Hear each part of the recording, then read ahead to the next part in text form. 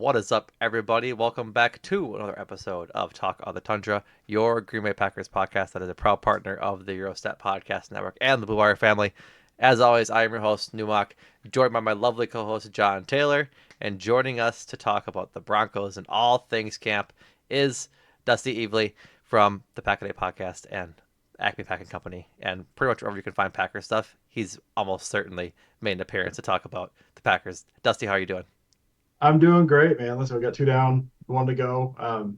Watching through the off season's so weird because I've got like off season projects I like to do, and it's all kind of like big picture stuff and looking back and all that. And I forgot until this week when we got the starters, got whatever, like 12 snaps. I forgot how much I love doing like the week to week, like here's what this is cool. Like Yeah. what they do, how this stuff break down. So I'm starting to feel like finally after the second preseason game, I'm starting to feel like football season again, man. I'm feeling there's 85 degrees outside. It's not doesn't quite feel like football season, but brother, we're getting there, man. I'm great. This afternoon in Milwaukee, it was like 65 and breezy. It felt like football. It Yeah. felt so Yeah. good. Walked to the park with my daughter, and I was like, I'm not sweating. I'm not hot. Like this is just, this is perfect. It's perfect fall weather. No, it was not that today, but I'm glad for you. I'm happy for you. Yeah. Yeah, we didn't hit over 80 for the first time in I think like 3 weeks, for a high. So it not football weather, but it's nice at We're It's least. getting trending. there. So Yeah, it's not it's 95. getting there. Yeah, it's getting there. Yeah. So, all right, first things first. Dusty, I'm gonna lob it to you. Initial impressions on camp. If you could pick one thing to pull out of like camp so far, whether that's like any position or any player, is there something you've been really itching to talk about when it comes to the last 3.5 weeks of Packers football? I'm it's something I've talked about before, so I don't know about itching, but it is, I mean, it's the big question right now, and so much of it is unknown is the offensive line. It's the what are they going to do? How much of this is, Baka Boeli's not been out there, Banks has been injured. And so they've got Burton playing at guard where and then Belton playing at tackle. Mm-hmm. Um, I kind of thought going into this year that Belton was going to be, he played right guard last year when he came in, got better as the season went on. That kind of felt like just his body type and the way the Packers have gotten bigger, made a point to get bigger, to move bodies up front, whether through like power and the pulling or just more duo like downhill run stuff. Like so much of what they've done has been based on we need to get bigger and bully people, and it hasn't worked because some of those players just haven't worked, and there's been a lot of injuries and a whole bunch of stuff. So how much of this is now you got Belton the tackle, but what's the plan for Belton with Baka when he comes back? Because he's not going to be playing right tackle. Like we know that for a fact. Unless Baka is just not good to go. Like that's I don't think that's a possibility. Well, I don't think it's going to happen, but I think it's a slight possibility because we just haven't really seen him yet. But the smaller guards is intriguing because if they are going, you look at the second preseason game, you can't like schematically, it's hard to take anything out of the preseason games because they will try new things or they'll try different things each game, perhaps to see what they're working on. But there's no like big picture takeaways. How are they going to operate the offense this year, stuff like that.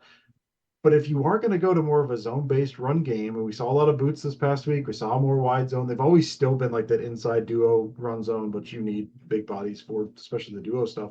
But the wide zone, they still is in their bag. It's just not the basis of their run game.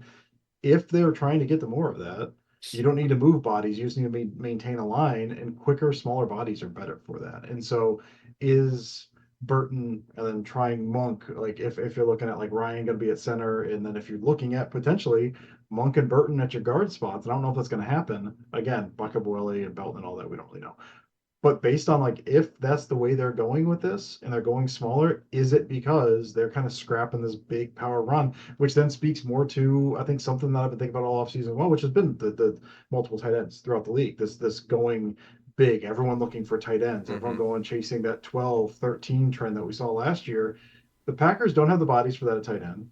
And it seems like maybe they're getting smaller on the offensive line as well. And so, I mean, some of this is like, I don't know, man, like how much of that stuff rattling around in your brain and is taking up all that stupid space up there. And then we get to the regular season, like, no, it was just Baca Willie's injured and Banks is our starter and Belton started right guard. And ultimately, it doesn't matter. Like, we're still going to look roughly the same. But there's been enough noise at those guard spots with those smaller guys in there that I have a hard time thinking that's just preseason stuff. So there's question marks. I think both sides of the trenches, there's question marks. I'm really curious to see how that stuff shakes out. But if you're talking about like construction of the offense through like the types of bodies you have, that's the big question for me right now. Is just what's the actual plan on the offensive line versus what are they forced into because they don't want to put Bakaboili in on a preseason game to his 100%. Like that's where I'm at. So that's, I mean, that was a very long-winded answer, but man, like we're not gonna have those questions till week one. But Right. that's I am very curious about that. Yeah, I think it's like on the top of mind of Packers fans everywhere is what's going on in the offensive line. Yeah, my big question, and I'm curious about your thoughts, is Jacob Monk even good enough to start as a right guard in the NFL? You know, there's so much conversations about getting smaller, and I agree. Like the boots were interesting. Like that was definitely noticeable, especially when you look at one drive with Jordan Love and the starters, and to Yeah. see so much priority on getting out outside of the hashes. It's interesting. I just am really dubious that Jacob Monk has taken a step to be worthy of starting for right guard, you know? And if we're talking about Belton, does he get kicked back inside? At what point do you think the Packers are not doing these linemen any favors? Specifically, I guess Anthony Belton, when you talk about like, are they going to have to kick him back inside? Is this just stuff they're exploring? Like he's not, I don't think he is shown enough to just be plug and play anywhere on the right side of the line. So he's a second year player. And I understand that Bakaboyle is hurt, but I'm curious about your thoughts. If you think Jacob Monk has put enough to even be able to serviceably fill that role, when last year they were very clearly unhappy with his play, when he had to be out there. Yeah, and I don't know. I mean, honestly, I haven't watched him that closely as well. I was focused on Burton last night, and then my computer crashed on me, and I went to bed because it was 1:30 when I was doing that last night. So I didn't get a chance to fully watch Monk. I think he looks, based on what I've seen, because he was on the field at the same time as Burton. So like I wasn't specifically watching him, but you catch some of the stuff. There's certainly holes.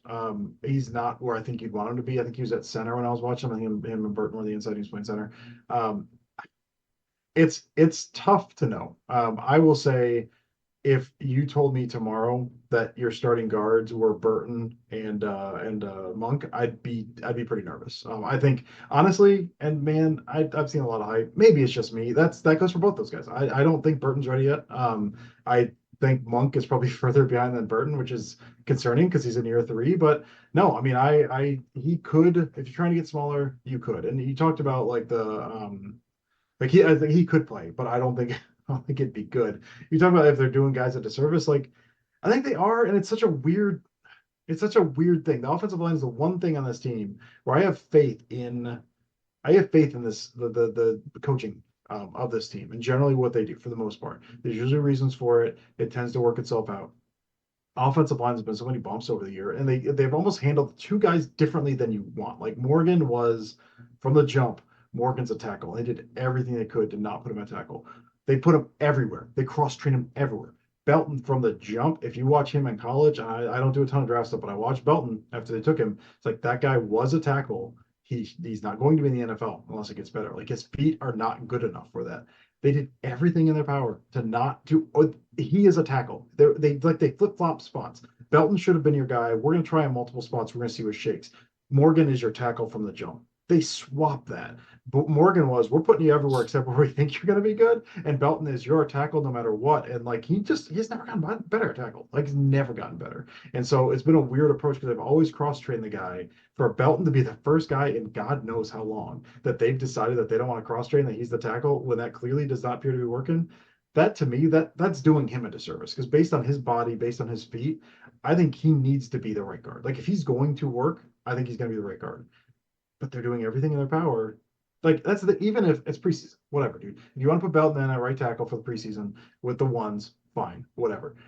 As soon as Love's out of there, I don't care who you put at tackle, man. Like John Williams can't handle left tackle, but they're putting him at left tackle. So put someone else over at right tackle and then put him into right guard and get him as many reps as possible as right guard because that feels like his best bet. So the fact that they're doing this and they've shown an inability to like manage my offensive line stuff, it gives me concern with some of this stuff. I think Burton will probably work himself out. Monk gives me some concern. The way they've dealt with Belton has been maybe he doesn't shake at right guard, but I don't think he's going to shake out anywhere else either. So I think they'll be fine ultimately, but I do have concerns about kind of how they've handled the offensive line. For sure. Yeah. I think like the idea of the middle three being the biggest problem is a concern for me when it comes like to the run game, obviously, because you have to throw them in between the tackles. So you talked about like the league getting bigger and wanting to have more tight ends, and I kind of like flashback to the draft when there was like I think 4 or 5 taken in like one It round. was I did something on this. It was 8 within about a round and a half, I Yeah, think. About like eight tight ends in a round and a half. Yeah. crazy. Also, why the Packers probably did get a chance to draft one.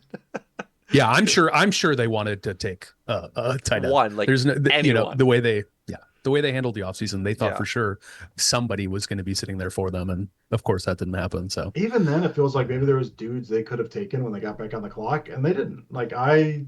And obviously Luke Musgrave's injured now, so that kind of complicates things. But I Yeah. think if they wanted to get bigger on tight end, they would have, and they would have reached. And instead of Burton in the 5th round, you get, I don't know, the kid out of Wyoming, whatever the devil that guy, that athletic freak out of Wyoming, that's a tight end. I can't remember what his name is right now. Yeah. They had opportunities, and they didn't, or they felt like it was too big of a reach. But I mean, and then even undrafted free agents, they haven't done much. They were just stuff like R.J. Maryland, who's a move guy. Like he's not a blocker. They had Luke Lachey, who's a blocker, and they brought in Annie Fly out of Wake Forest, and then both those guys failed their physicals. Those are the only blocking guys. Everyone else is like receiving dudes. So Right. I think they're zigging where the rest of the league's zagging, or they've terribly mismanaged the situation. We'll find out when we'll see. Yeah, you almost wonder if they're going to get smaller too to keep Jaden Reed on the field. You know, they paid him, and so it's kind of one of those things where if they really are trying to streamline and keep their best skill position players on the field, and then zagging makes a lot of sense. But it doesn't inspire a lot of confidence when you talk about Tucker Kraft, and I think he's going to come back looking great, but it's still an ACL injury, and it's still his first major injury in the pros. Like there's a lot. He's saying and doing everything right, but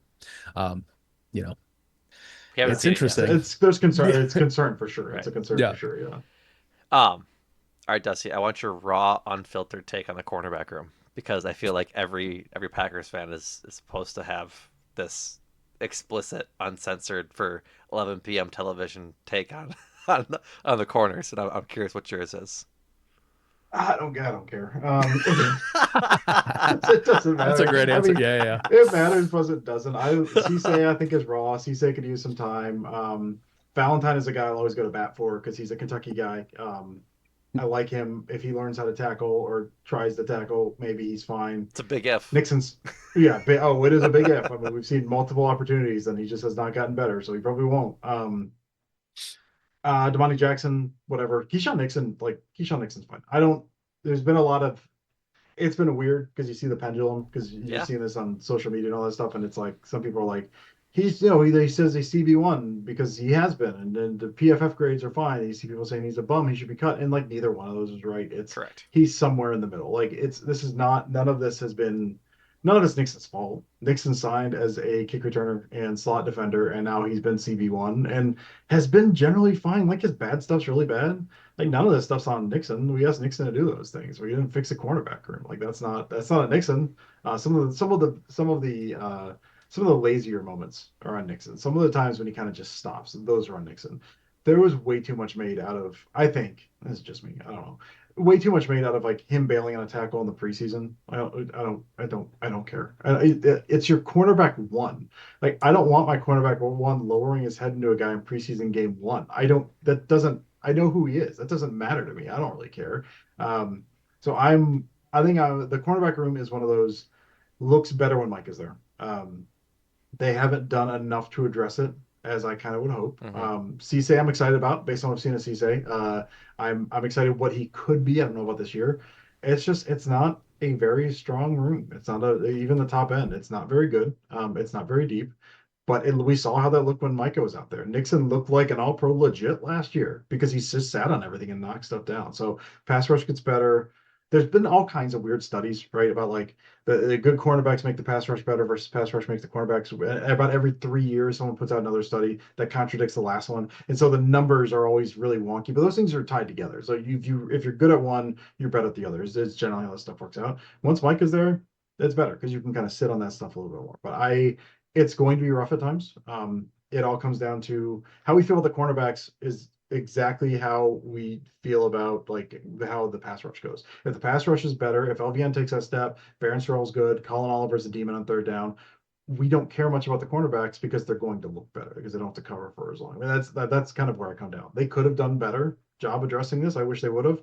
But we just talked about offensive line. I still got questions on defensive. Like there's just holes. There's weird question marks everywhere. Just cornerback, I think, is the most glaring one, but I don't know.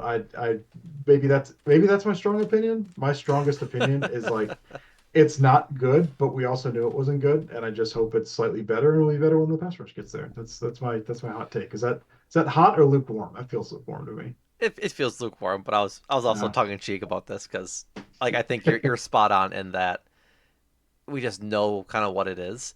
Um, I'm gonna differ from you about like the not tackling in the preseason game against the Steelers. I get not putting your head down and tackling, but given everything that surrounded him for the week leading up to the preseason game, like getting cooked by J. Michael Servant in practice, and just overall the sort of temperature and tone of the coaches and the fan base, I was like, you just got to go out there and make the one tackle that you're going to be involved on in your one drive was where I landed on it. So, but I which is understand. also valid. That's also valid, but also Keyshawn Nixon doesn't care. Like I don't. Right. That's that's the thing. It's Dusty. always going to be him. That's the That's problem. why. And maybe that's the problem. And maybe that's the problem. Yep. That's exactly the problem right there. That's the solution and the problem all rolled up into one right there. That's right. Um, John, do you have anything else camp wide, or do you want to discuss the Broncos game a little bit?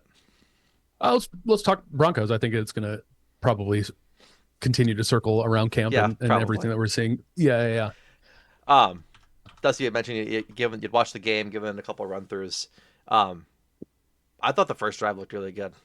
Jordan Love Yeah. was slinging it. Like I, I can't help but smile and get excited for the season watching him throw it to Golden and Watson and it be zipped in there. Like particularly on the touchdown pass to Marshawn Lloyd.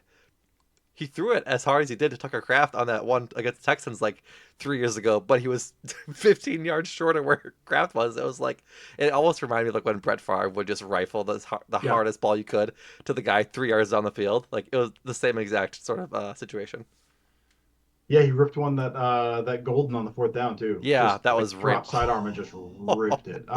Which is fun because that's something that really early in his career he never did. It was always like he had a strong arm, but all of his short to medium stuff was kind of like a loping ball, kind of like it was placed well, but it was always kind of loping. In the past couple of years, he has gotten better at zipping it. You said the Texans one. He had one. I don't think it was quite as hard. He had one Tucker Kraft week one against the Lions last year as well. That Hmm. was like that out and away that Kraft went up for. I mean, again, it's hard to figure out exactly how much to take away because it is so like, are they going boot heavy or do they want to move the pocket a whole bunch against the Broncos so that Love maybe wouldn't get hit so much? And like, I don't know what the approach was there, but he looked good. He looked in control. I think there was the first one to Watson because week one the first pass play was a quick out to Watson and Love threw it wide.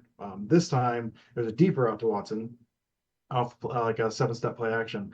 And I think that it got knocked away, which I kind of put more on Watson. That feels like when Watson maybe can come back to like work his way back to and put his arms out a little bit more. But placement and timing and that was great. They made the offense out of those outbreakers last year, so seeing the timing on those, I think was good. But yeah, I mean they look good. I think I've got concerns. I've got concerns on Marshawn Lloyd, and we'll see where this shakes. His vision looks real shaky, dude. Like he cannot follow his blocks. He's bouncing everything, and he's explosive enough to do it. So he's going to hit some of those. So I don't know if that's so much. It's been a while since I watched him, 3 years now. His college stuff, like I remember there being a bit of that, but I don't remember that being quite as bad as what we've seen through 2 weeks so far. Yeah.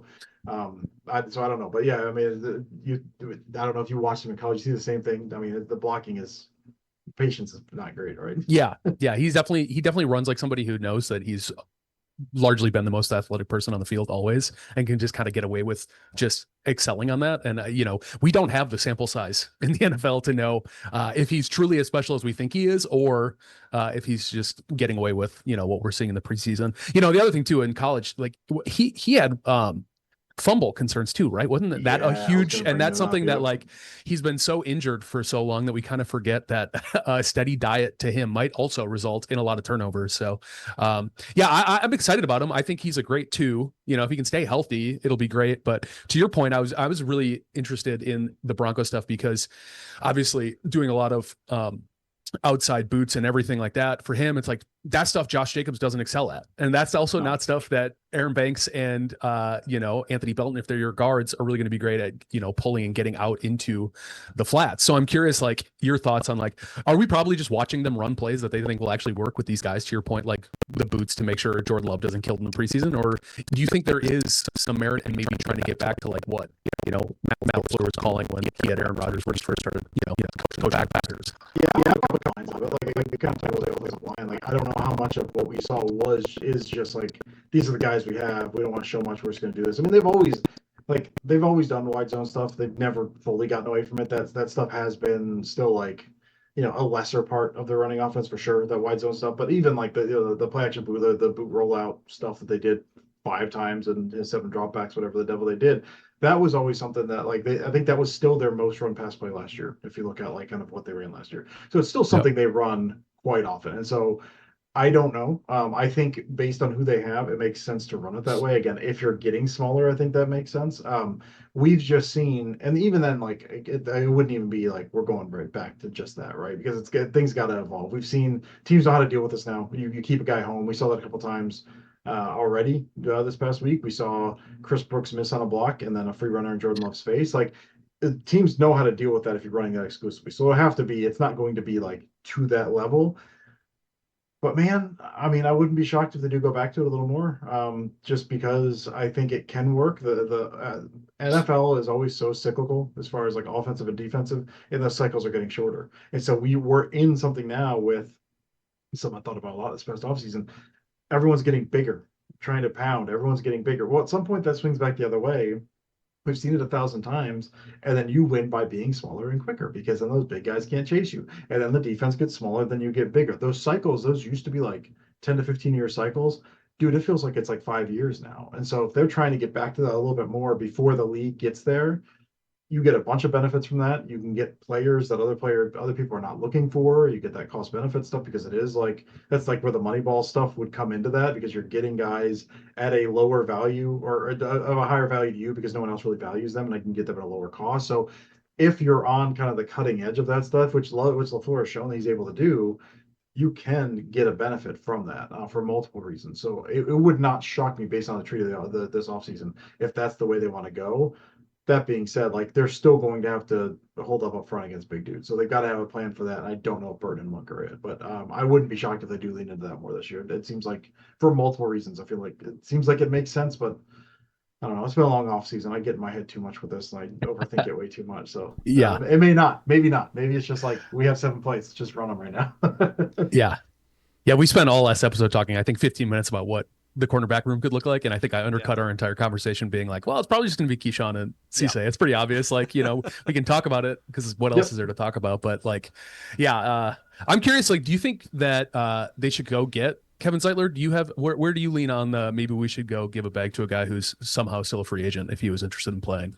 Yeah. I mean, I don't know about bag. Like, I think anytime if you can get a veteran in the room that like if you feel like this is your year or you're in your 1 to 2 year window and this is a spot that you can use help at, yeah, go get a guy that can help you. Like Zeitler, I don't know where Zeitler is at this point in his career. I mean he's not at this point in his career, right? Like he's technically retired, I believe.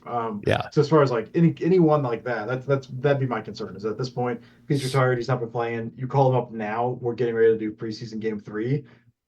Was he make it 3 weeks before he gets injured? Like that's the way this stuff tends to go. Instead of concerns about that, but I think they need to be, and it's something that Gutekunst I've really always loved about Gutekunst. After the Ted Thompson era, where like after the draft he would just kind of go into hibernation for a bit. Gutekunst always turned the roster. Like he's always on the phone. He gets a lot of flack for the whole like we're always in the conversation, but like they typically are, and if nothing else, they're always like churning bottom of the roster looking for an edge there. So I do think whether it's Zeitler or someone else, if they think guard is a problem and they clearly don't have that spot settled, I think they're going to be on the phone. I wouldn't be shocked if they've already called Zeitler and Zeitler's like, no, I'm not doing that. Yeah, fair enough. He did the offensive lineman stuff. I've already lost my 75 pounds. I'm not coming back. Like those guys tend to do. But I think they should be calling if they think they can upgrade that for sure. Yeah.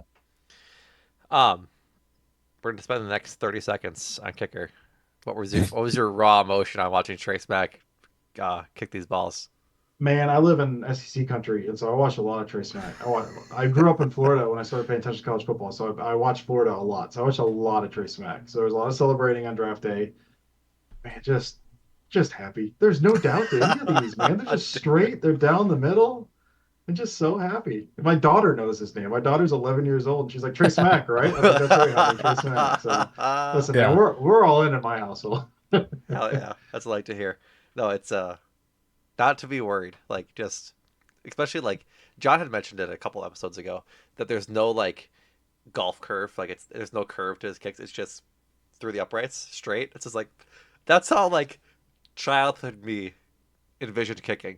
There was never any sway or like kind of curve it into the uprights. It was just kick the ball that way and put it through the big Yeah. yellow things.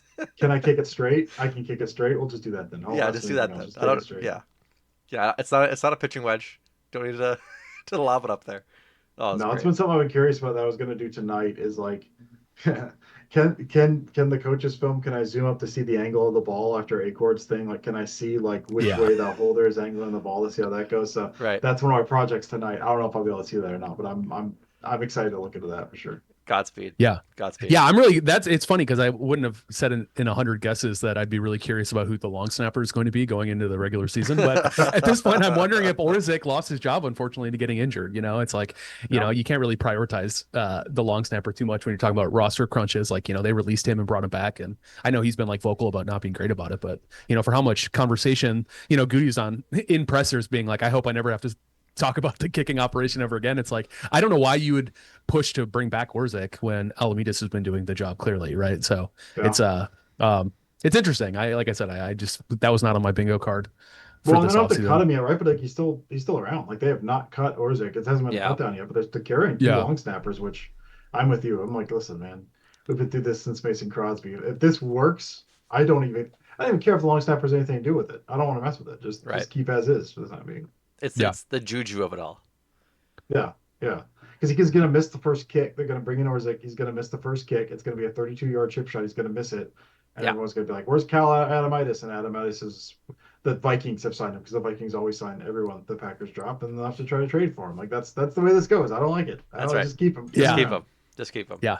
Yeah. Us trading Damani Jackson for Cal Alamidas in week 8 is going to feel really bad. Oh. We Oh. need him, please. just kind of We need shuffle him. around some pieces. Yeah. Yeah. We'll see, I suppose. A little more exciting topic. A little more, or maybe not more exciting. More featured. Edger Cooper's pursuit on the tackle on the first drive to then only get burned by RJ Harvey. The next play was quite the sway of emotion. I guess. What are you expecting out of Edger Cooper this year? Man, I thought he played really well last year. I'm expecting good things. Yeah. He was not quite as flashy as he was the last year, and it was because they had him play linebacker, not just wrecker. It was kind of like all around improving all around game. I thought his eyes were good last year. This feels like just based on reports you're hearing out of camp, the way they're using him. I think we're going to see more of him around the line. They got Zaire Franco in the middle. I think Gannon has shown.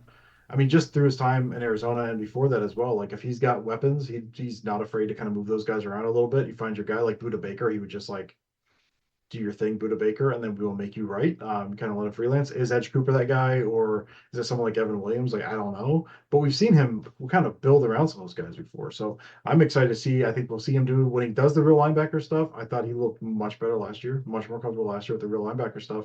And they still, so my favorite Edge Cooper snaps. I talk about this as much as humanly possible. Was when they would just tell him like run up the line and blow that guy up. He wasn't making a tackle even. He would just run and detonate a guard, and then the run's dead because there's 3 other guys there that make the tackle.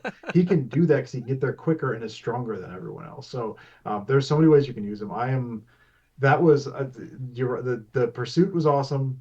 Getting beat by RJ Harvey. Harvey's like the way he's a little jitterbug. I'm not concerned about him getting beat by RJ Harvey. It was a big kind of a not great 1-2 punch there. I'm excited about Cooper. I think he's going to be. I was concerned about a couple things when they got Franklin. I was concerned. I guess before they got Franklin, I was concerned that they're going to have Edge Cooper with the green dot, and I don't want that man thinking I just want him doing. Like I don't. I just don't. I Not that I don't think he's smart enough, it's that I don't want him overthinking a single thing. The other thing was when he's on the field, if they're doing some of the penny stuff with the one linebacker, I don't want Edge Cooper off the field, but they're walking him down off the edge. So okay, we've got both those questions answered. We've got a green dot, and we've got Edge Cooper up towards the line when he got when Zaire is like basically the one true linebacker in the middle. Those two questions are answered. Sky's the limit for Edge this year, man. I'm really excited about him. Yeah, I think I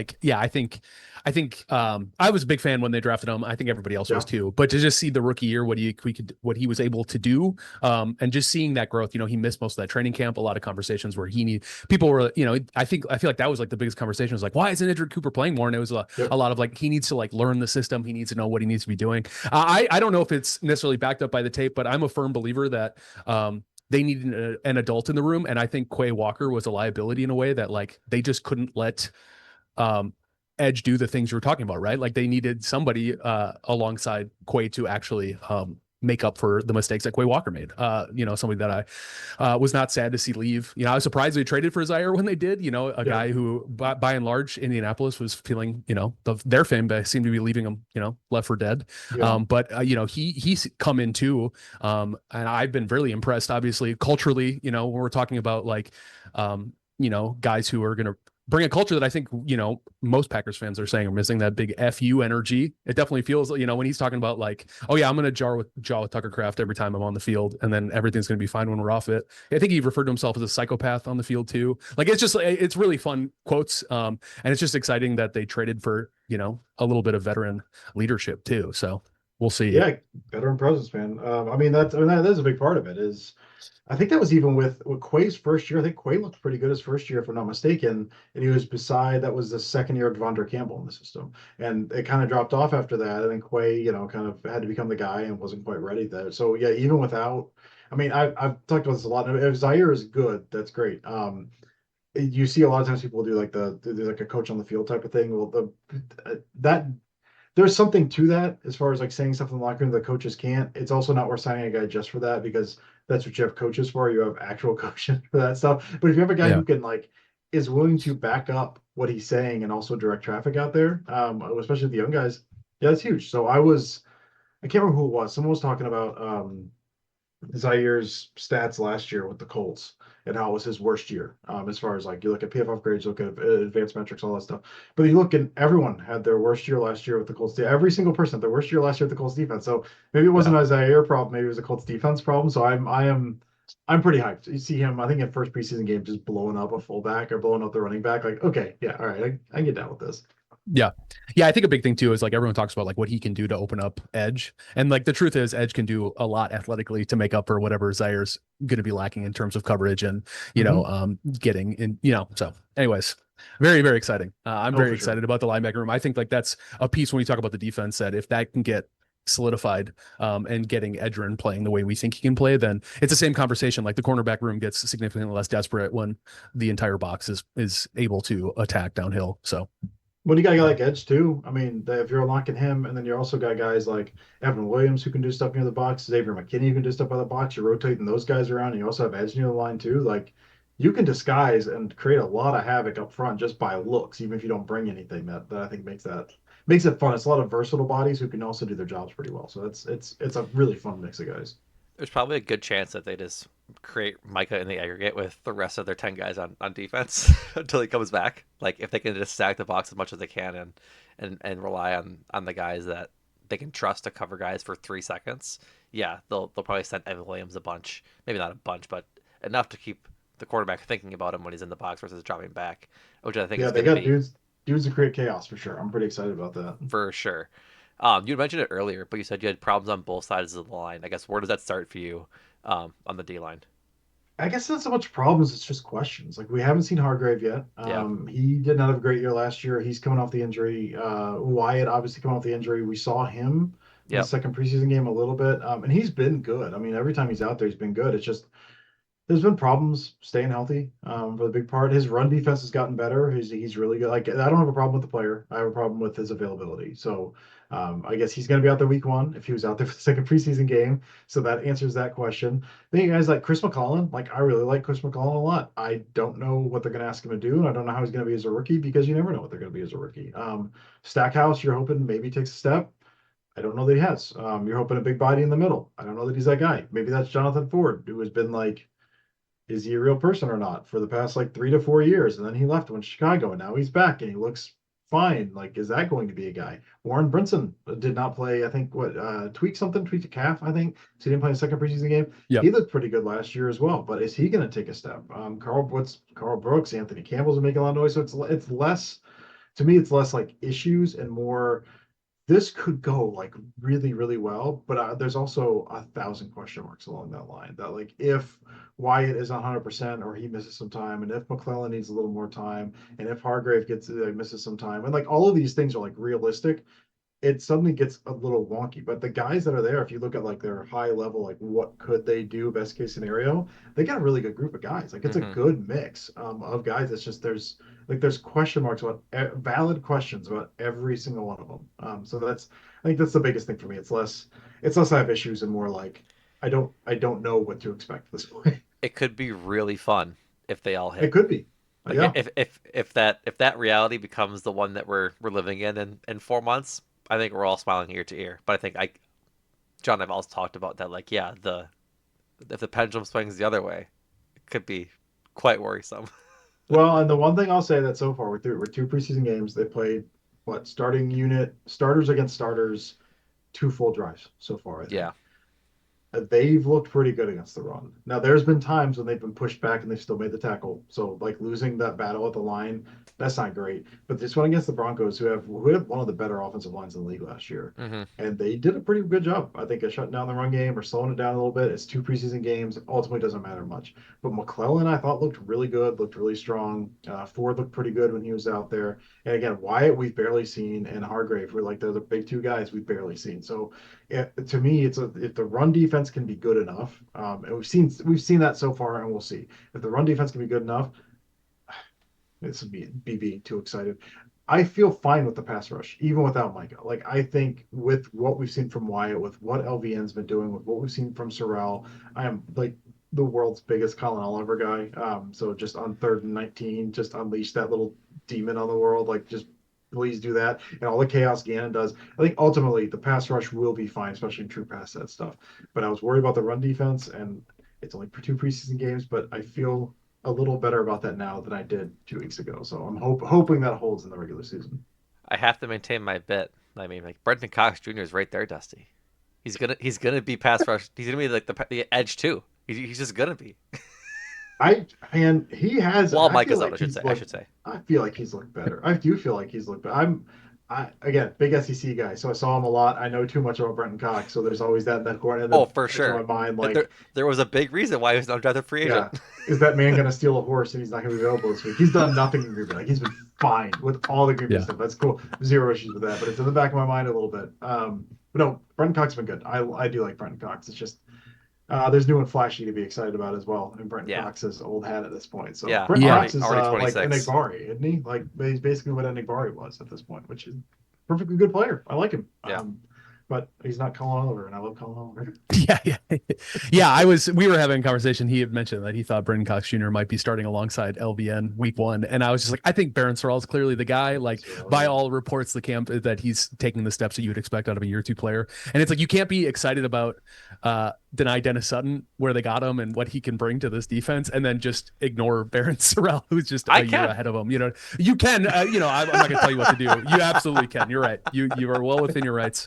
But I'm with you. It's funny because we were talking about after the draft, like, is this enough? Like, can you really? And that was when people were still having conversations like, when is Micah coming back? Right? Like, there was like, it's been a roller coaster. At some points people thought he'd be there by week 4, and then people were claiming it could be like double digits. Like week 10, and it seems pretty solidified that it's going to be 6 or 7. And I feel really good. Like, I think this pass rush will be able to figure it out while he's out with the way LVN's looked. And I think if he actually goes back to edge 2, all he has to do is be better than Rashawn Gary, which isn't really that challenging in terms of, actually getting after, I mean, I guess translating it into sacks, I suppose, but yeah, with the way Sorrell looks and Brenton Cox Jr., the darling, and I'm with you. I think Colin Oliver, I do worry that his lack of availability last year, and then, it was such an odd pick in the sense that like the Packers don't draft guys this small. well to be edge rushers. And so I would just hate to see a roster crunch that puts him ultimately not really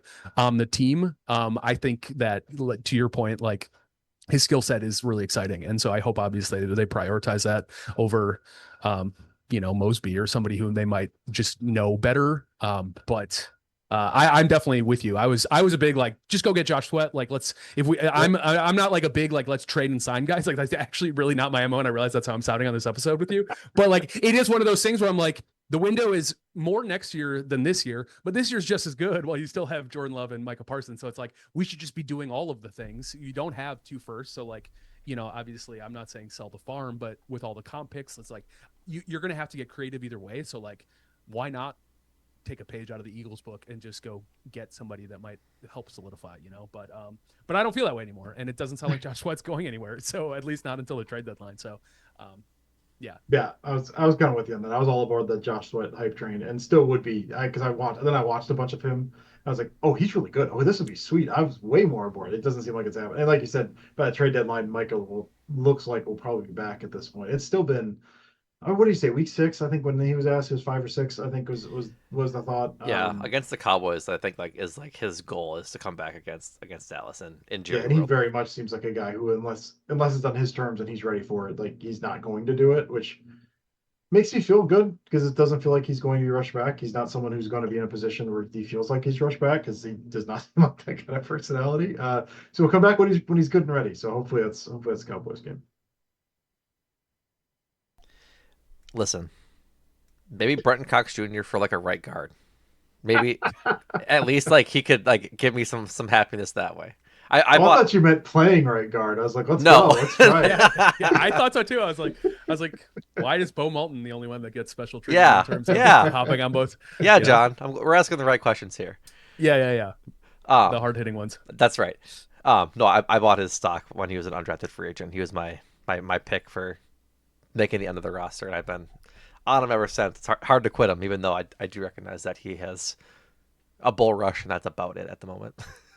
Which, I mean, I don't know. It's a pretty good one. It's really good. It's really good when it works. We've seen him win in pure pass rush stuff. Like, he wins Yeah. something we know he can do. I think I've got a bit more concerns with him with, like, the run defense, but even that, I feel like he's gotten better. So I don't hate him. I just, again, I really like, and Oliver, I don't know what he did last year. I think Cox did not really play special teams at all last year, and Oliver's been a demon this pretty. So if that's like, maybe that's the deciding factor. Because I think Mosby was a big special teams guy as well. So if Oliver kind of takes that spot, that gets him the edge. But I mean, I like Brent Cox. That was one of those, take that swing. It's a high upside guy, and I think he's done.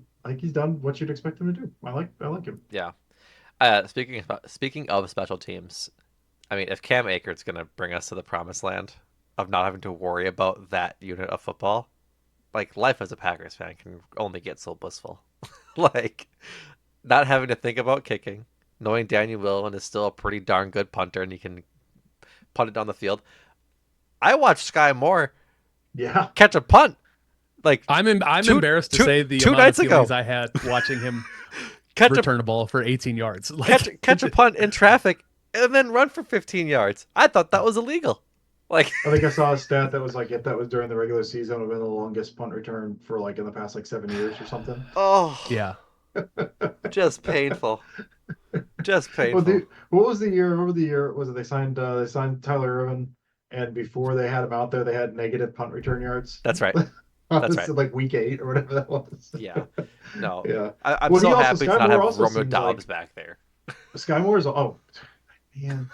As much as I love Dobbs, I had issues with him. He would just, like, stop.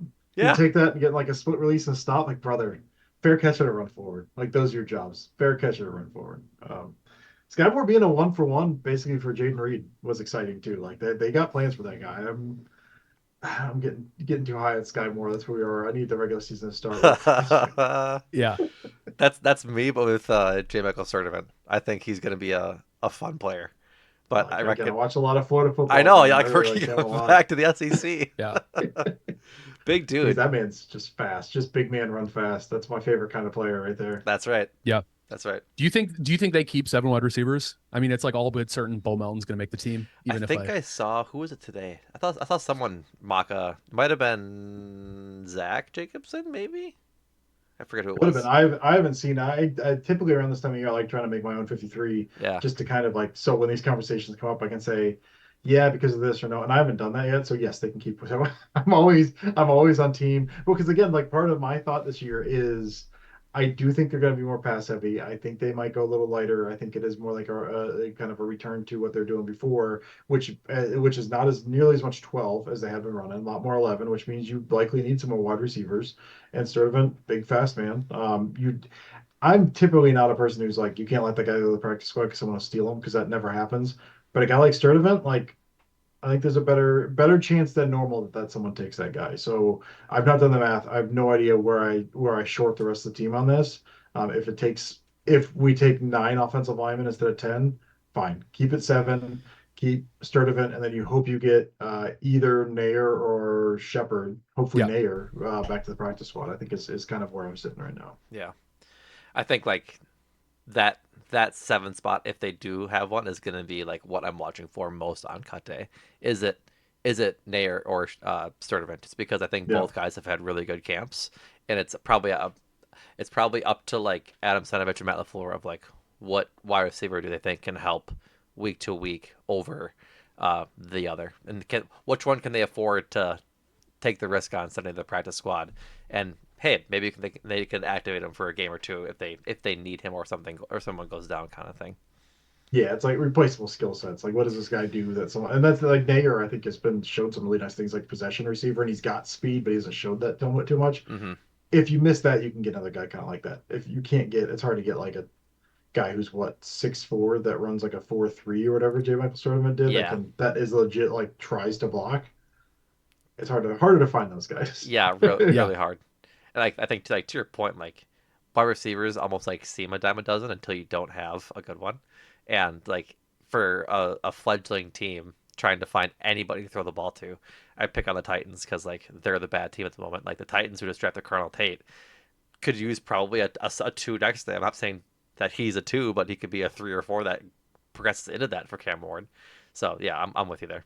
Well, it's also trickier to some extent this year as well. Maybe I say they don't really try to steal people from the practice squad, but the Dolphins are stealing everyone at That's the this point I point. was. So That's the point I was going to make. You have to up the percentages because they're like, oh, he was a Packer, then he's more than likely going to get hired. It's a yep, nice. they don't have wide receivers. They're going to take a shot at those guys. Right. Yeah, That's exactly where we're at, I right? mean, like yeah, Malik Willis could probably use a guy that's 6'4" and run fast, but to throw the ball to. 100%. That's the thing. I think if they cut Jimmy Sturdivant again, he's going back to Florida. He's going to be in Miami. Like Be happy that guy. feels like an easy call for them to do that. So Yeah. I would not let go of that guy. No. yeah. Ah. How do you feel about the running backs? I only say that because obviously Chris Brooks is super valuable in pass protection. I know that he got blown up this past preseason game, but by and large, he's a very Yeah. serviceable. I would say above average in terms of pass blocking in terms of running backs. Oh yeah. But Pierre Strong looked great, and I was curious if you think that is there any thought potentially that Chris Brooks is just such a liability in the fact that they know they're not going to give him the ball to run? Do you think there's ever a world in which they might prioritize another dynamic back as opposed to just keeping the old tried and true blocking Chris I don't Brooks? think I don't think so. I mean, Yeah. and for me, I think more it comes down to there's a pass pro of it for sure. Which if they get into more pass sets this year, and I think they're up in that percentage a little bit, I think that comes into play. I think the other thing would be they love their split back stuff. They still run that split gun shotgun stuff where you got the flank by either guy. A lot of times it's Jaden Reed and a running back, or sometimes you got 2 running backs. And in those instances, if they're not giving the ball, he's your fullback. Chris Brooks is your de facto fullback. And if you're trying to get a little lighter, if you don't have the tight ends that you think you want, I don't know how you let go of a guy who's essentially like a lead blocker on some of the Yeah. split gun stuff, which whether or not they hand the ball off is irrelevant. Like that's a fairly big part of their offense, and they showed it again this preseason. So I don't think they're letting go of that. If you go into it and he's your lead blocker, and now you're like, okay, we're not doing that. We're going with Pierre Strong. From a pure running back perspective, like man, I totally get it, but you lose your lead blocker. Now you've got a tight end, right? It's Tucker Kraft or it's I don't know, Messiah Swinson or whoever tight end you want to plug in there.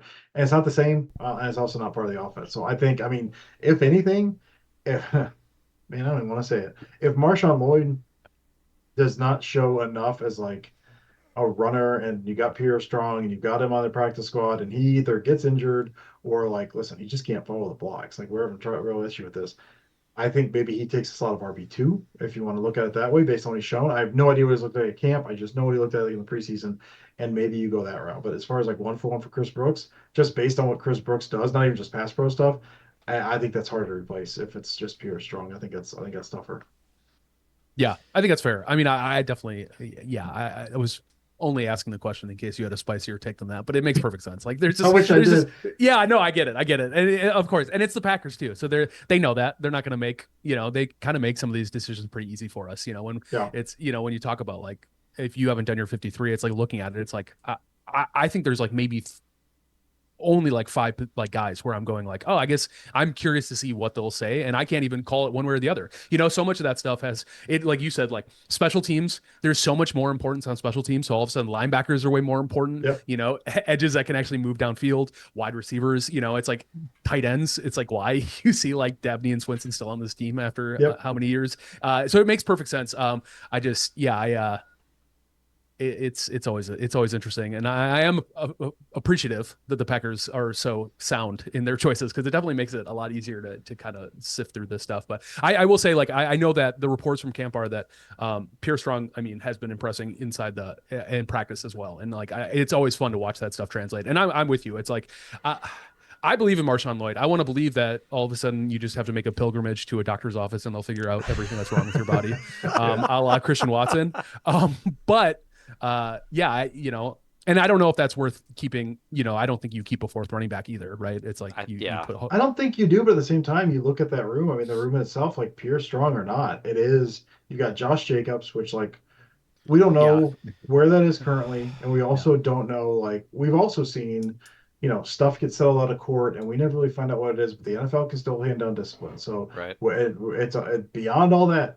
Beyond all that, he is a 29-year-old running back who looked to be slowing down at times last year, and part of that was of his own issues because he said, "I want to go out there if I'm injured," and he clearly played injured and clearly was not right. So even if he doesn't get suspended, even if nothing comes of the court case, which again we still know absolutely nothing about, he's still going to miss a couple games with injury. I'm going to assume he's going to be banged up a little bit because that's what happens. Which means then you're left with Marshawn Lloyd, who like has still played 11 regular season snaps. He looks better this year in terms of health.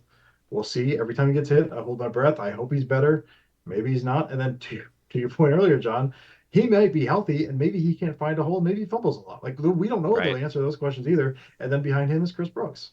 Like, so if Josh Jacobs gets suspended for any length of time, and then Marshawn Lloyd gets injured, and you've let Pierre Strong walk, and or someone snipes him off the Dolphins, snipe him off the practice squad, you've got Chris Brooks and what Damian Martinez, a guy Yeah. off the scrap heap, which that would support to some extent some of the wide zone stuff because you can plug and play some of those guys if you're good at that system. So maybe you can bring someone else in, but it's just even without like the Pierre Strong, Chris Brooks of it all, it's a shaky looking running back room. Like yeah. one domino falls and suddenly four of them do, and you're kind of screwed. So it's not great, man. I saw Sky Moore back there wearing 23, and I was like, maybe. Yeah, Just maybe. Just maybe. just Yeah. maybe. Yeah, I'm looking at the Giants running back room. The fact that they signed what Najee Harris, right? Najee Harris, you still got And Tyrone then Tracy, you've got yeah, I forget what his name is. they There's just brought in some, yeah, the yeah, South Carolina, not South Carolina, I'm blanking. Yeah, I can't remember that dude's name, but they just brought another dude last week too that I really yeah. like. One of their like running back 3 or 4 is somebody the Packers had interest in. Like I think they were calling around. So it's like, that's like to your point too about Goody. It's like a lot of these conversations like these are the guys that could be there, but there's a really good chance that once cutdowns happen that they're not even going to really be options. I mean, we go through that every year, Numac still mourning the loss of Micah Abernathy, Thank you and for saying his yeah, name. yeah, yeah. Forgot about Micah Abernathy. Listen, man. Listen, I was a During big I loved Anthony Johnson Jr., man, so I get it. Listen, we're all in the same boat here. when the Packers needed a safety and he had like 2 interceptions in the preseason, I was like, why don't you keep the guy that's like making plays? Or Anthony Johnson Jr. trying to kill a couple people in the preseason. Like, that's my guy. That's it. There it is. Yeah, The yeah. Florida guy, and then I think the Giants sniped him off waivers. I think he was I, with the Giants for yeah. a year or two. That one broke my heart, man. But like to your point about like the Giants having Devin Singletary, Tyrone Tracy, Cam Scadwell, Najee Harris, and a bunch of guys, right? Like the Cardinals are the same way. The Cardinals are like 5 deep Yep. at running back. Like, hey, we'll give you that third-round pick if you also throw in a serviceable running back too. Well, and that's the thing, I guess. I mean, we just talked about running back for a while, but there is very much there's a lot of guys that will be available. There's a lot of guys you can Yeah. probably trade for that are RB3, RB4, practice squad. Like you can find guys, but they're just going to be our RB1 was on the practice squad, which we've seen that work out in Green Bay, right? I think that Yeah. was Ryan Grant. Like Yep. we've seen that before. It's just, man, like it's not always going to be Ryan Grant. Right. No. To that end, there's been we have a Discord and we've kind of gone back and forth about like letting Matt LaFleur for such a day, having Matt LaFleur let Jordan Love just throw the ball across the field. Like 40 to 50 seems excessive, but more than No, it doesn't. No, see, it okay, doesn't. it's like Depends who you're asking. go Yeah, off, yeah, Dusty, because like it's been like 20 25 ish since like he started his like starting career. I want like, do you want to see that number go up to 35, 40, pushing 50? Not 50. His arm will fall off. But yeah, I mean, listen, I don't know if there's a game unless the only game I was okay with him throwing like less than 30 times was that first Vikings game where they got halfway through the first quarter. They're like, oh, we don't need to try. And they just shut everything down because that was, I think it was JJ McCarthy starting. I don't think that was what's his name? Brosmer? It was not Brosmer. I think it Yeah, was JJ McCarthy. But they were just like, oh, we can run. That was Emmanuel Wilson too, because Jacobs was out. And they're like, we don't have to try. We don't have to do anything. That's the only game I'm cool with Jordan Love throwing less than 30 times. Like, and even if you take out like garbage time and you remove that game, you remove the last game, like they were still below average, not only just in pass attempts, but also like neutral downs. I think they were 29th in passing in first and 10, and that's even removing the non-Jordan Love stuff. Just as a team, I think they were passing like 48% of their first and 10, somewhere along those lines. That's preposterous based on because you look at anything Jordan Love has done. I know we went through this with the Russell Wilson stuff because so it becomes tricky. We're like he was extremely efficient. His EPA per play last year, Jordan Love's, I think, if I'm not mistaken, tied with Drake May. I think it was like 0.25, 0.025, whatever that was. I think 0.025, 0.25 would be insane, I think, per dropback for Jordan Love. And he was tied for first in the league with Drake May. His efficiency numbers have always been good. Like they've always been good. But then the question is, then if you open that, are they good because you're dialing it back and you're passing, you're basically like only passing when you think it's going to work the best in ideal situations and all that stuff. That was the Russell Wilson problem. Was he's going to pass more, but it only worked because he worked so well off the run game, and also he was getting all those legs growing a little bit. I don't think that's the case with Jordan Love, man. Like he has gotten so good. First of all, he's bigger than Russell Wilson. He's not depending on his legs. He's willing to throw to all areas of the field. That was Russell's problem. Was like if it's not go balls outside the numbers, man, it gets a little dicey at a certain point. Love has shown, and they've mixed stuff up every year in the season. They gave him more on his plate last year. He's really good at the line. He's really good at like finding the pre-snap, post-snap, a lot of that can stuff. I don't know if he's doing true audibles or not, but like control at the line was a lot better last year. They went from middle of the field passing to outbreaker passing because everyone's jamming the middle of the field. He excelled at both of those. Deep ball got better.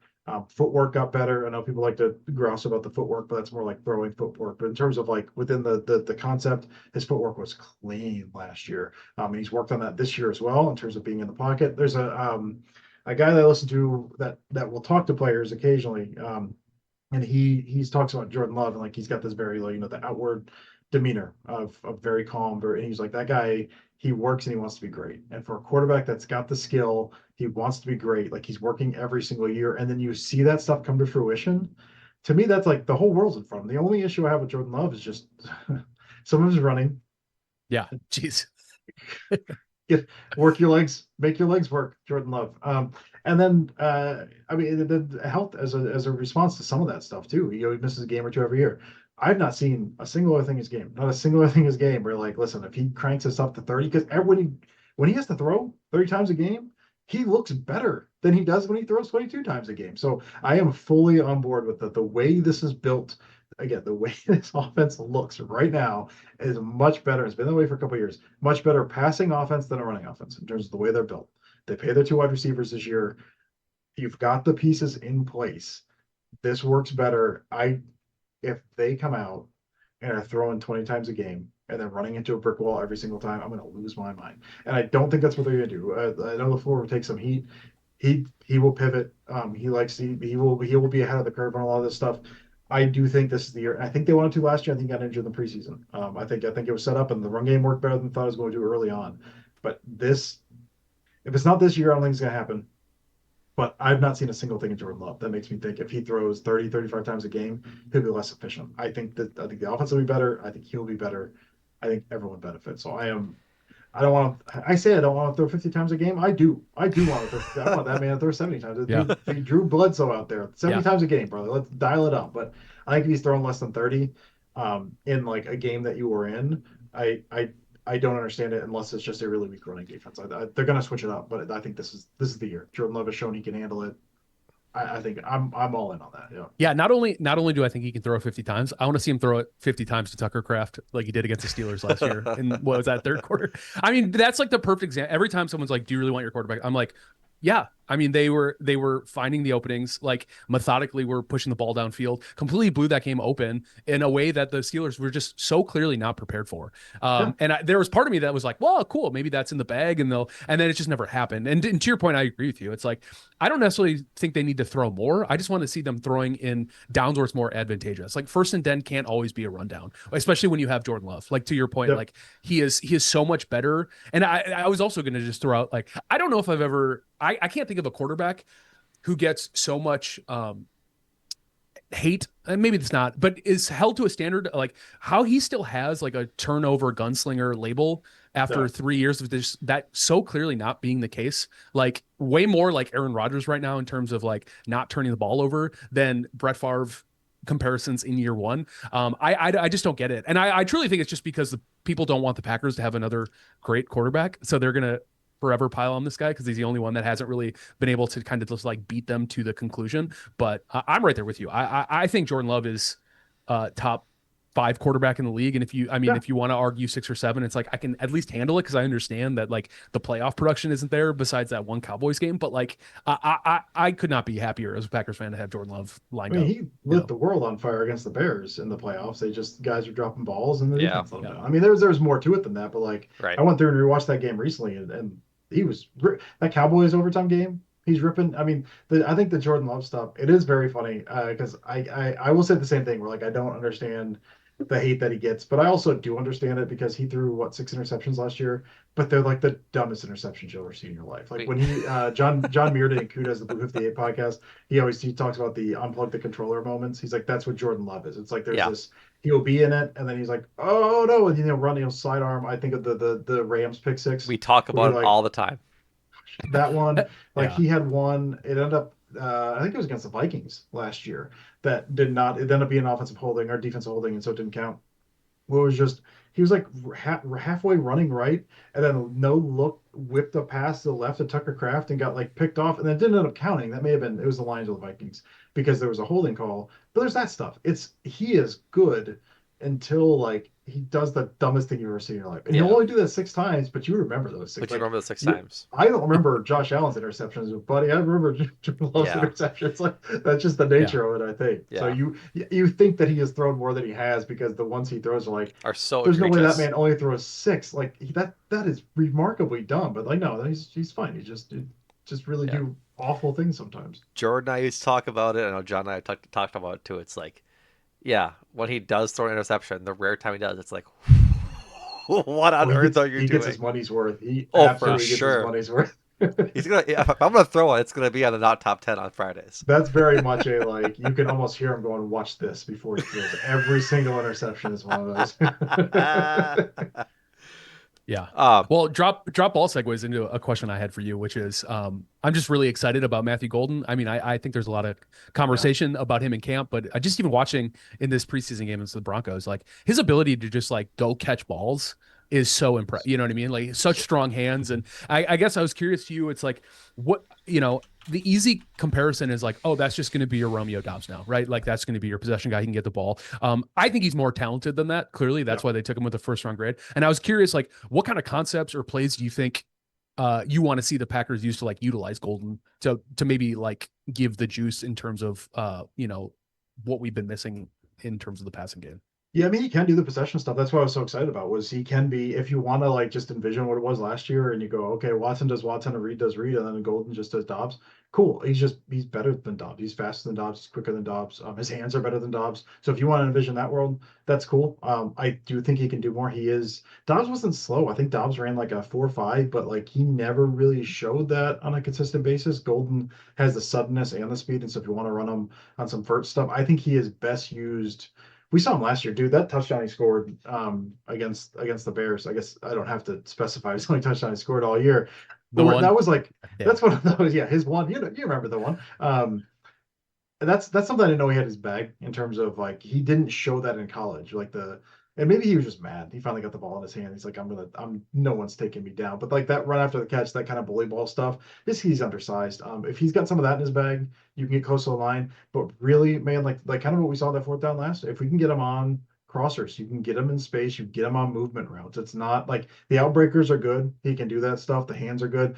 I rewatched all of his snaps from last year, about a week ago, and just his body control, his late reaction to balls, his hands, professional wide receiver from the jump. Like he didn't get the opportunities last year, but he's so good at everything. He just didn't get the opportunities. But I think if you want to throw him the outbreakers, stop routes, they've got that stuff in the offense.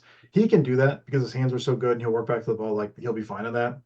But to really utilize them, I think it is like get them on movement stuff, get them on crossers, get them on something where he can catch the ball with the world out in front of him and he can adjust. I mean, that crosser last night or a couple nights ago, whenever that preseason game was, that was one he's supposed to flatten out. Love leads him a little upfield and he perfectly drifts with that ball, catches upfield and is able to get some more out of it. So if you can get him moving with the ball in his hands, because Wicks was really good at that too. Wicks was bigger, but you give Wicks the ball when he's moving, tremendous. And Watson's really good at that too. I mean, Mm-hmm. both those guys are really good at that. But I think if you can get him on those crossers, get him on some drags, get him where he can catch the ball and move, or get upfield and move. Man, I think he can rip up. I'm trying to tamp down my expectations, man. yeah, Again, having just gone through all of his snaps again, I was like, this guy is so good. Like he Yeah. didn't get the ball, but he's so good. So I do think he can do the Dobbs stuff and be better at it. But I also just think there's that other level there to him as well. I think that Dobbs just could not do. Just didn't have the kind of the quickness for that. I do yeah. hope he gets more That opportunities this year. Like I he think he has to. he right. Yeah, No, he yeah, for sure has to. Yeah, It just felt like last year. I thought he was going to get more when Reed went down. And that just isn't what happened. Which yeah. big Well, he shrug did have shoulders. issues last Yeah. year with like knowing where to line up at times, knowing which routes to run sometimes. Like that he clearly didn't know the playbook. I think LaFleur said as much. Like it's drinking through a fire hose with some of that. And he got better as the season went on, but especially first half. Like he had one of my favorite snaps of the year was before the snap. Tucker Kraft ran by him and shoved him in the back to push him up on the line because Golden was supposed to be up on the line but didn't know where to line up. Like he had moments like that, and he didn't towards the back half of the season. So I think as he got more comfortable, he got better. But there's times like he didn't know where he was supposed to be, and that's fine. He was a rookie. Right. Sky's the limit for him this year, man. Absolutely. Um, John, do you have anything else for our good friend Dusty? No, I think we've taken enough of your time. Oh, Listen, the household's asleep, man. I'm here for whatever. but Oh, that's right. before I let you go, I gotta get your movie takes. I was telling John pre-pod that I watched Terminator for the first time last night and I'd never seen Oh, it. the first one? Yeah, Maybe let's go. it was so What'd you good. think? It was good. Yeah. The the uh the switch from like real Arnold Schwarzenegger to the like plastic Yeah. is of the time, but it's so egregiously bad. All I saw was Team America World Police. Like it was, it's just so bad. Yeah. But it was Yeah. good. That's fair. It was good. Yeah. You gonna watch the rest of them? To a point, I'll get to like I don't know how many there are. Actually, just watch T. You can watch T2, and then you might Yeah, be you good. could call it. Honestly. Yeah, because like I was I've watched all of them. I was like, I don't know. After you get past T2, it gets it's pretty I was dicey real quick. expecting the thumb because I've seen that scene. Oh yeah, that's T2. See Yeah. that I was like almost certain I was like I had learned throughout the process that was the second one. But then they went into the warehouse. I was like, Oh oh, yeah. maybe Yep. maybe it's here. Nope, it was not here. But I was Yeah, surprised they hadn't had that movie like not spoiled, but like at least like seen the ending. But yeah. good movie. I Do do you think like when everyone thinks about it, they think of T2. Like I don't think people ever talk about the regular Terminator that much. Like everyone talks about T2. All But right. I was gonna ask if you like what do you like more, T1 or T2? God, it's like a mood thing, man. Like Yeah, Terminator's like a stalker type of thing. Terminator's a horror movie, and yeah, T2 Yeah. is just like a weird 80s buddy cop thing to some extent. So it's depends on what mood I'm in, but I mean T2 is clearly has more money pumped into it. T2 looks better. T1 Edward looked Furlong's so annoying though. tough at times. Well, I can't Well, it remember was how like cutting edge at the time Oh, too. well, I no, can't Like, remember what the for that, budget that's was sure. for that either. I think Yeah. that was fairly low budget too, I think. Yeah. But Yeah. I think if I have to go back, I think my wife would kill me. She's not awake. She can't hear me say this. I think I like Terminator better than T2. But I think it's real small. I think it's real That's small. my take too. I like Terminator 1 more than Terminator 2. Only because, like I said, like I watched both. Like there was no, I mean, cultural phenomenon attached to Yeah. it. I was by the time I watched them, it was 20 years after they were made, and I was like, oh, this like horror movie is infinitely more interesting than Yeah. the buddy cop T2. And I like T2 a lot too, don't get me wrong, but that was one of those things where I tell people that all the time and they're like, I can't believe it. And I was like, I don't know. I like just going back, I like the tone. It's like it's the Aliens thing. It's basically Yeah. the same thing where Alien is like the haunted house horror movie and Aliens Yep. is straight up action movie. Like which one of those do you prefer? Kind of. Yeah.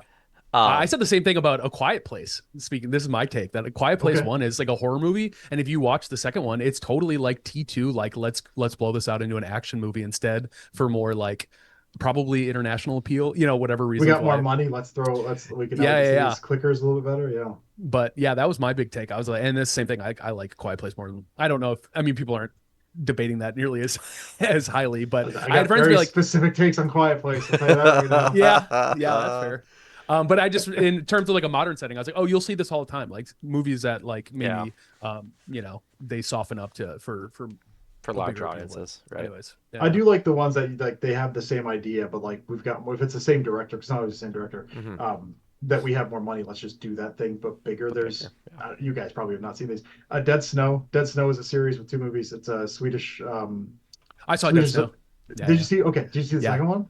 I did not see the second one. Okay. No. The second one is like, remember all the intestines? We have 3 times those now because we have more money now. Like it's just they Cool. just did the same thing but more. Dead Snow 2 Yeah. rules, dude. It's really, Oh, really that's good to know. Yeah, yeah, yeah. You should watch I that. admittedly I'm not the biggest horror fan, but I do have love I have a friend who's actually like a filmmaker, and when we lived Oh, together cool. in Milwaukee, he would be like, "We're gonna watch these. We're gonna go see these." And so he helped me develop my taste in really all cinema. But yeah, so I found myself seeing a lot of movies that I might have not picked myself, but was very happy to be tagged Most along. people don't know that and one. all Yeah, that's Yeah. because he did the guy who directed that did that, and they did Hansel and Gretel Witch Hunters, and then he got money off of that, and then he made Dead Snow 2, and now he's doing the Violent Night movies. Like he's just really just Oh. hopping through like how much blood can I pump into these now that I have money.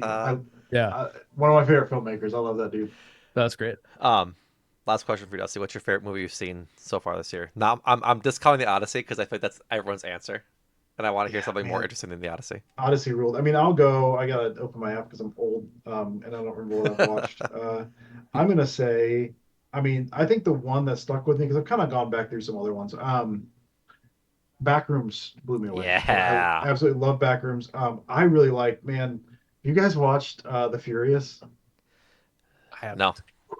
What is that? It's like I don't want to say the region wrong. It's a foreign action movie about cool. these Yeah. two guys. It's like if you've seen the Raid. I don't know if you guys have seen the Raid movies. Oh, It's yeah, that. they're awesome. It's Yeah. that kind of vibe. There are multiple scenes where a guy has a hammer and guys are coming at him, and as he knocks one out, he's making a tower over the bodies of people he's knocked out with a hammer, so he can crawl out of cages and stuff. The entire last half hour of that movie is just nonstop. It's like the revenge movie, revenge kind of caper movie with two guys trying to, break down this drug ring or whatever the devil was. Who cares? There's lots of fighting. It's The Furious was really really fun. So that one I like, but I think probably the Backrooms is the one that has stuck with. That was the one that as I think I turned that one on for the first time. It was like within 5 minutes was bought in and nervous and Yeah. tense, and it did not let up. So I really enjoyed that one. But if action stuff, The Furious will rip, dude. It's Yeah. so good. We were talking about, I live in Portland. We were talking about it. There's a theater playing a matinee of it simply because they just like it. It literally says it on their website. I was looking just to like see when it was made. But The Furious, Yeah, it literally it's Yeah. Cinemagic. It's like this cool like small theater that'll do. I mean, they kind of just buy and play whatever they can screen. It's a single screen theater. And I was just looking at it. Literally just said like, we've been running matinees for the last 2 months. I'm not sure. I just don't think I can let it go. And they have 2 showings this week, so I might find my way there this week it's just so to go sweet. check it out. There's Yeah, a big scene where they just like are throwing ice blocks at each other. That movie, there's a guy who just headbutts people. Oh, that movie, it's so good. That movie rules so hard, dude. Uh, Awesome. Dusty's review on Letterboxd of the Furious. You know, movie's going to be great when the hero picks up a ball peen hammer. I'm bought in. Oh yeah, yeah. No, he did. He looks at it. He's looking at it. I'm like, oh, here we go. Here we go. So, all right, Dusty. Thanks so much for coming on. Um, Thank you to everyone for listening. Go check out gspn.info for all things Eurostep Podcast Network. We are a few short weeks away from the beginning of the season. I know we're all pretty excited. Go subscribe anywhere you get your podcasts, as well as the YouTube channel where we will be going live after all the late games this year because, by golly, there are a lot of them this year. So, all that being said, like I said, thank you for listening. And Dusty, again, thank you so much for coming on. Thanks for having me. Always good hanging out with you guys. John, it's good to meet you, man. This was Yeah, fun. pleasure. Absolutely.